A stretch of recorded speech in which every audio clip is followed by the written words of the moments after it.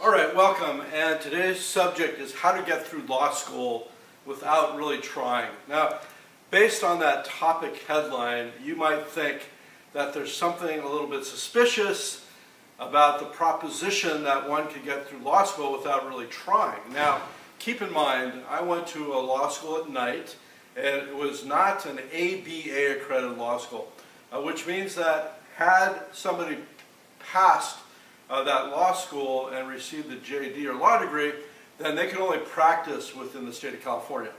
An ABA school, which is of a higher ranking, allows the student to practice law in other states perhaps. And typically they have better resources, better law libraries, etc. But keep in mind that I went to school at night and I worked during the day at a law firm. So I had some actual experience coming into the law school environment, but of course my writing skills were pretty poor. And I thought that writing a law school exam was akin to creative writing. But you have to understand the formula, and that's what I teach you today. So let's talk about writing a brief, which was kept a mystery. First of all, when you're writing a brief, you have to say who the parties are, what is the issue, what are the parties fighting over, what is the holding, in other words, what does the court decide, and often I'll ask the students, what is your opinion of the holding? So we also may want to know the jurisdiction. Is this in the Supreme Court, the United States Supreme Court? Is it the State Supreme Court of Arkansas? Where's the case being heard? Is it a federal district court case? Is it a state court case? So the jurisdiction may play a part, and also the history. When was the case decided? So a case that was decided on segregation laws 80 years ago, probably not going to be relevant. At least I hope they aren't going to be relevant anymore. So that's the brief. I want to know who the parties are, what's happening, what's the issue, what are the people fighting over, and what is the holding, and obviously what is your opinion. Now keep in mind that for a case to get into a textbook, both sides of the case have to be pretty persuasive. You don't get a case in your textbook if one side has an overwhelming evidence, because that case would be thrown out of court on something called a summary judgment motion. That means that there's no issue of triable fact, and the case would just be thrown out. Now the other thing I want to talk about is how to take the exam, and we use the IRAC method. Now the IRAC method is I for issue, R for rule of law, A for analysis, and C conclusion. Conclusion is really the least important part of the entire dynamic exercise. What is the issue? So you may have several issues in a law school exam. Maybe it's a criminal law test, and you're going to have issues on assault and battery, forgery, conspiracy, theft, larceny, embezzlement. Those might be your issues, and that would be sort of a racehorse type of exam where you have more than 5 issues that you have to deal with. So first you have to identify the relevant issues. There may be some issues there that are just really minor. And nowadays, the State Bar of California, they also implicitly test on ethics issues. So it may not be entirely crystal clear on the front of the fact pattern, but there may be an implied fact pattern relative to professional responsibility or ethics, conflict of interest, trust fund violations, etc. So I, issue, R, what is the rule of law?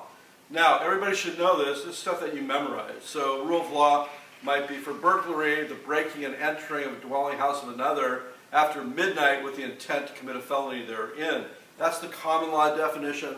Modernly, of course, we know that it doesn't have to be after midnight, and it could be in California. It could be breaking into a vehicle. It doesn't have to be at a dwelling place, per se. So you need to know the definitions, obviously. And then the A, the analysis, that's where most of the points are.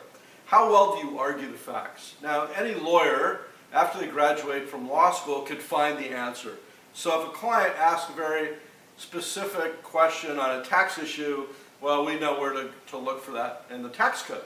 Or if they ask about a family law matter, a dispute over spousal support, then you can look in the civil code.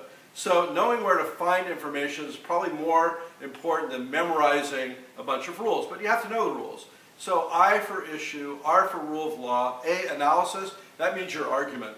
You must argue both sides of the case, right? Because if you use words like it's obvious or clearly, then the reader of your exam is going to know you're completely off target, because in law school, unlike the sciences, the answer is always it depends. That's always going to be the right answer. But you have to be able to argue both sides, and then you come up with your conclusion. This looks like it's probably a battery because there was an offensive, harmful touching here. When the defendant touched the plaintiff's salad tray in line with the Sizzler, it wasn't consented to, so it's probably a battery. Using words like probably or possibly are much safer than saying clearly or obviously. Now, I could go through every single definition that you need to know for law school, but suffice it to say, that could be an offline discussion. If you know how to brief a case, and if you also know exactly how to take the test in law school, you're going to be miles ahead of the other students.